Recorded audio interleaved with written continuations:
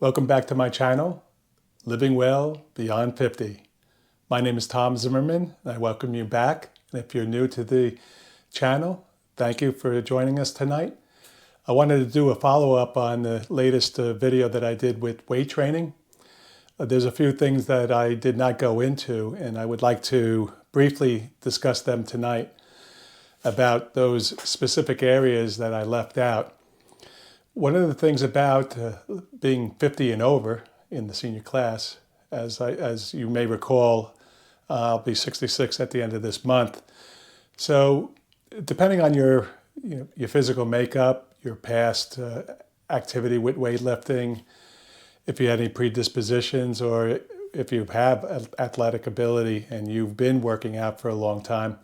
But for many of us over 50, we might be getting back into it because we know the importance of strength training as we age. So if you're just beginning, I would suggest that you start off gradually and you work on your form. It's important to use weight that you can adapt to quickly so you have more success. So when I started strength training again, I left the gym for about a year and a half during COVID, and then I got these weights. I started off with less weights than I have now. I worked up to it gradually. And it's important that you do that because you don't want to injure yourself. You don't want to have any pain.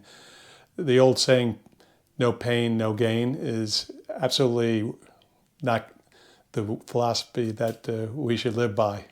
Because if you have pain, then you're injuring yourself and you should stop. So I gradually increased the weights over time. I use the total weights that come with these dumbbells. The other thing that I use is I call it the gravity bench. It's based on my weight, but not my total weight because it's on a slant. I gradually increased the incline over time to adapt to me building strength and muscle. So one of the things you need to do is pace yourself, do it gradually so you have success. Now that I'm at the point where I have reached the top of this gravitation bench with the weight that I have, I do more reps. And the reason why I do more reps is so that I get to the point where I have muscle fatigue. The most important part of weight training is getting to that point where you are really pushing to get that weight in that motion, having that success going through the whole range of motion. What I mean by that is if I'm doing let's say my goal is to get muscle fatigued by doing this bench press. So the reason why I mentioned that I do about 20, I don't stop at 20 if I'm not at that point where I'm shaking, where I'm getting at muscle fatigue, because that's where you're really breaking down the muscle. When I get to the point where I'm just really pushing out and I start grimacing, and I try not to do that. I try to keep a straight face, like a poker face. But when I get to the point where the last couple reps are like really burning, where I feel the muscle is fatiguing, that's where I'm really breaking down the muscle. That's where it comes into the strength training. So when I reach muscle fatigue, that means I'm at the point where I'm breaking down the muscle. That's muscle fatigue. So I try to do 2 sets, and 3 sets if I can. And that's based on how I feel, because you really have to listen to your body. The point that I'm making today is that don't go by reps. Go by the number of reps it takes you to fatigue the muscle. In my last video, I said I do 20. But what I really do is if I get to 20 and I could push out another 5, to get to that muscle fatigue, I'll do that. So don't go by the number of reps. You can count so you can have an indication of what you're doing in that day of lifting. So some days I get to 20 and I hit muscle fatigue. Some days I go to 25. Very rarely do I go to 28, but that's on a real good day.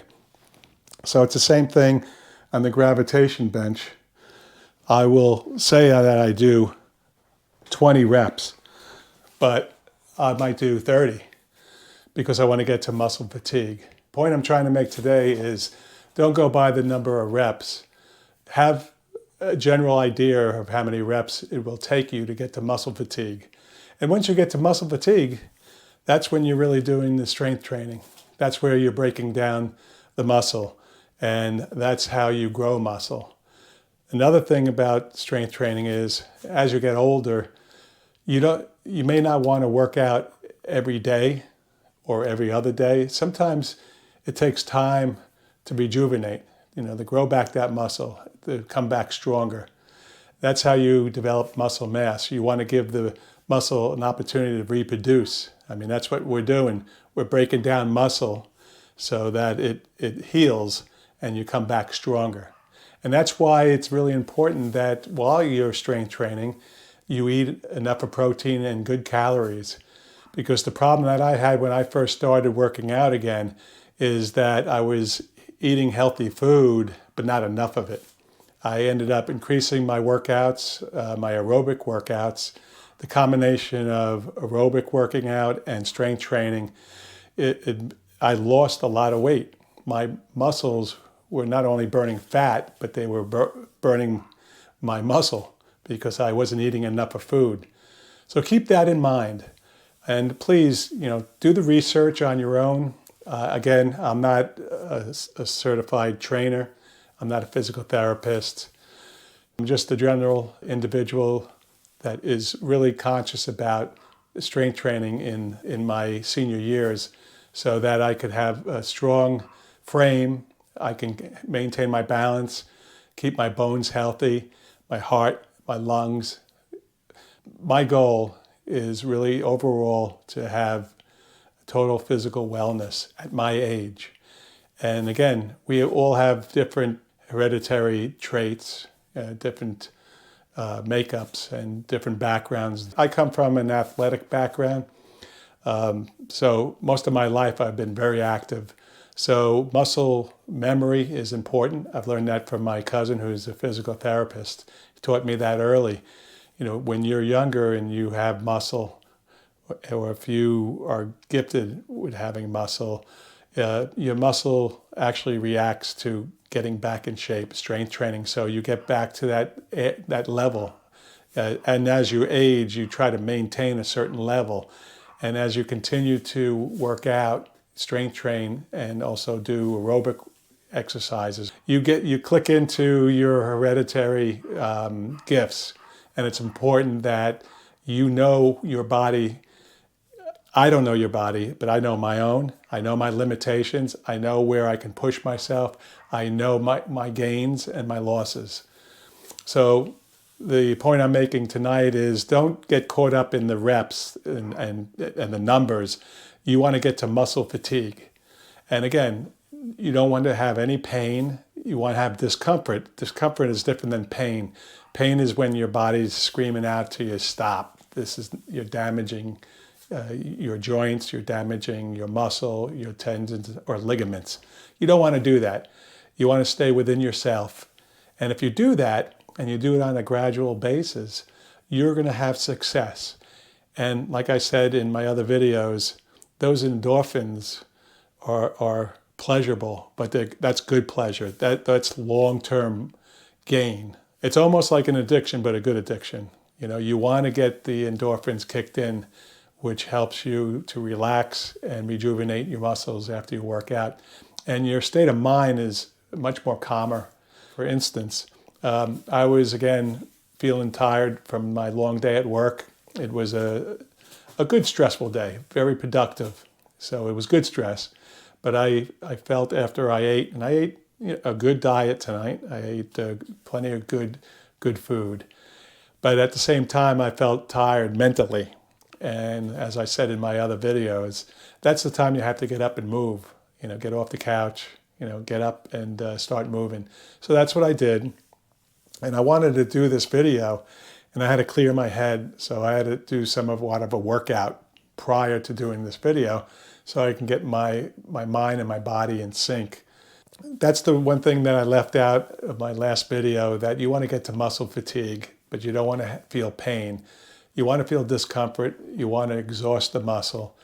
And remember to continue to breathe and make sure that you eat right, because that's fuel. My cousin once said, What do they feed racehorses? Nothing but the best. So, treat yourself like a racehorse. You're worth it. Your investment in your health will save you money down the road from medication and doctor visits. And hopefully we can avoid illnesses and diseases by incorporating a healthy and therapeutic lifestyle. This is a short video today, and I just wanted to take time to make that point that when you do work out, make sure you have good form. Make sure that you don't rely on the number of reps or sets. It's good to have some organization. So in my videos, I talked about 2 sets, possibly 3 sets.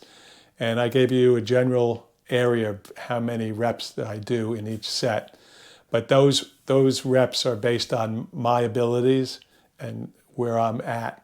When I went hiking in the Colorado Rockies and up to Montana at Glacier Park, my legs were in very, very good shape. But when I came back from doing all that hiking, I had to begin my workouts again at a lower weight, lower reps. But I was able to get to muscle fatigue quicker because I was not in top physical weight training strength for my upper body. My legs were terrific after all the hiking I did. And it's the same thing during the ski season. If I ski a lot, my legs, my core is solid. But then, working on my arms, my shoulders, my upper back, neck, I have to adapt to some muscle loss and strength because of that couple of weeks of not training in my upper body. So again, you have to listen to your own body. You have to be realistic. You can't just jump into it and rip those reps and think that you're going to want to come back 2 days later and do that same thing because you're going to be sore, which is good, but you don't want to hurt yourself. So you want to get into an organized structure and try to stay with it if you can. Like I said, sometimes I miss a day or two. And if I am very active doing skiing or hiking or family activities, holidays, things throw your schedule off. But then you just adapt as you come back. And don't be frustrated. You'll get right back. Muscle memory. So this is a short video. I just wanted to touch upon that, and I will elaborate more and become more specific as I learned to be able to do better presentations like this. But I'm a generalist, and I would like you to do your own research. Like I said before, get on YouTube, get a good book. There's instructional tapes. And if you feel that it's more important to get a one-on-one or join a class, do that. Educate yourself in what's the proper way to strength train, what's the proper way to exercise. So it's really up to you to do your own research and experiment and become more in tune with yourself. Not with me, but with yourself. But I thank you very much for joining me, and I hope you join me again. And if you got something out of this video, please give me a thumbs up so I can connect to like-minded people like you and I. And please provide me with comments and suggestions. I love it because I'm learning as you are. We could learn together. Thank you, and be well.